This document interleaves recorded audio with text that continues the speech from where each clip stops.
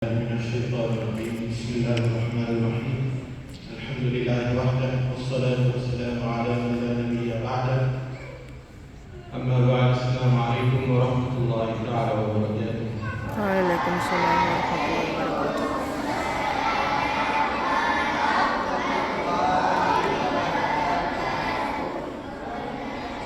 Salah satu perkataan yang cintai.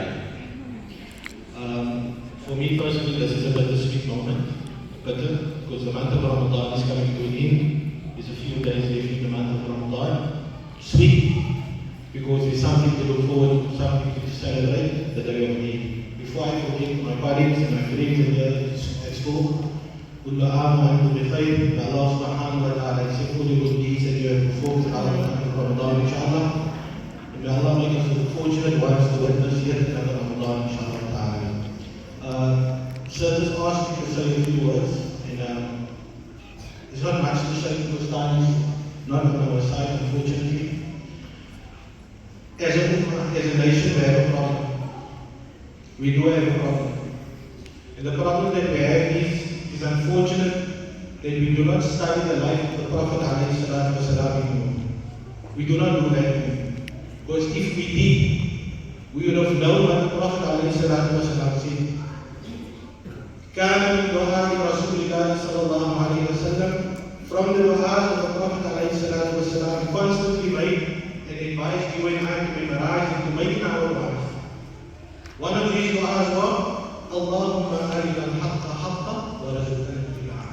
Oh Allah, grant us the ability to always see that which is right. Make us see that which is right and grant us the ability to follow that which is right. وَأَرِنَا الْبَاطِلَ الْبَاطِلَ وَرَزُقْنَا اجْتِنَابَهُ.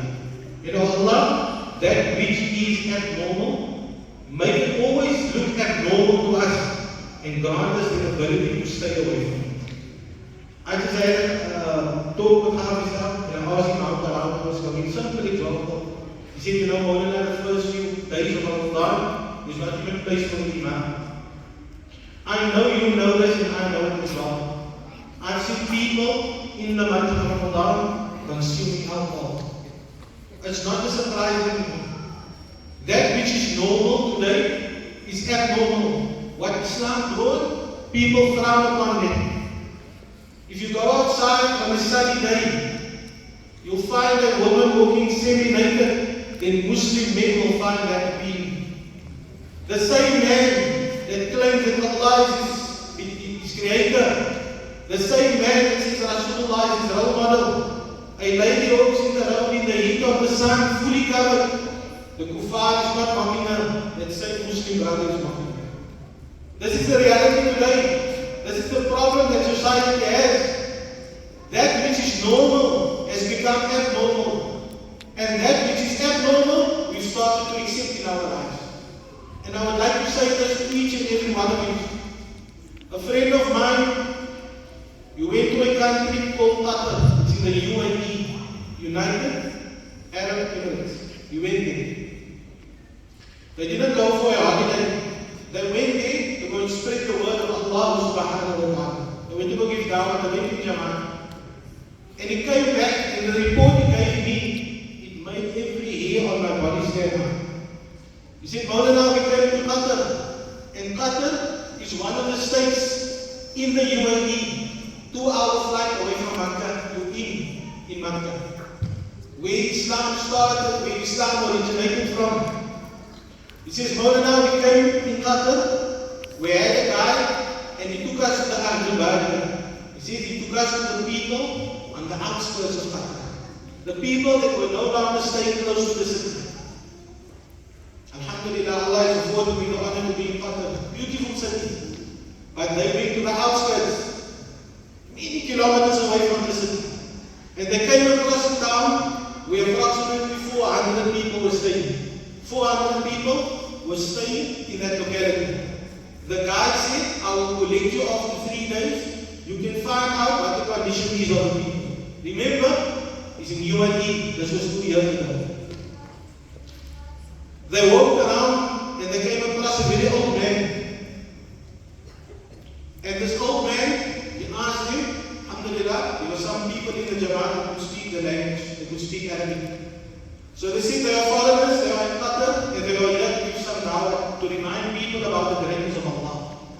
So the old man said, I am the caretaker of the graveyard, but you can use my house for the next 3 days that you are here. He says, I am the caretaker of the graveyard that you see there, but you can use my house because my wife passed away many moons ago. I'm staying alone. There's no masjid here. You can use my house as the masjid, and you can do whatever ibadat in my house. I give you permission. They say when they made adhan for the word salah, the Amir of the Jamaat stood at the window of this man's house. He made adhan. A lady came running out of her house, crying and sobbing uncontrollably. This lady couldn't stop crying. And the brothers in the Jamaat, they started to become worried. Why is this lady crying so much? Why is she crying?